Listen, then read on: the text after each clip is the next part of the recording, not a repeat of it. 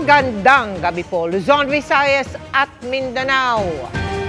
Mga lumang problema sa unang araw ng pasukan.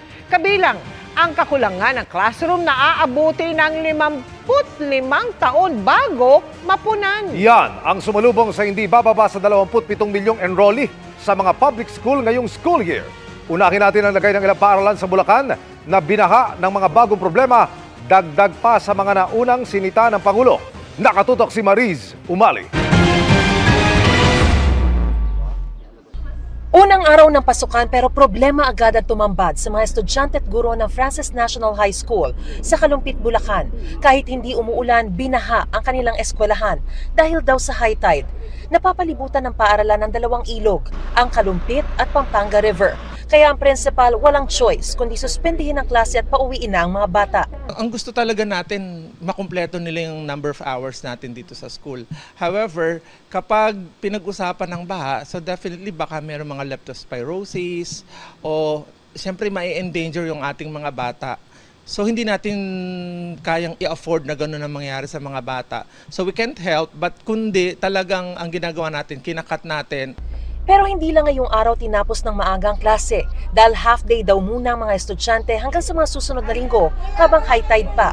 Nahihirapan po kami, hindi po kami makapag ng subject po namin, ganun po. Kasi po nakakaabala po yung tubig para sa amin lahat. Modular distance learning na kami by next week. Yung online classes, yun po ay i-activate natin para po yung mga bata hindi mabawasan yung oras nila. Diretso pa rin po ang pag-aaral nila.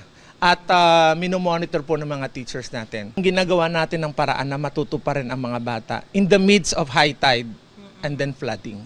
Pero kung sobra sa tubig sa paligid, problema sa loob mismo ng paaralan ang kakulangan ng supply ng tubig. Ang mga banyo mahina o walang tumutulong tubig sa gripo o kaya'y wala talagang gripo. Nag-aalala po ako kasi po yung mga bacteria po na dumadapo po sa amin. Hindi po kami makapaghugas ng kamay dahil wala pong tubig minsan. Paliwanag ng eskwelahan, problema pa rin sa high tide ang sanhi ng kawalan ng tubig.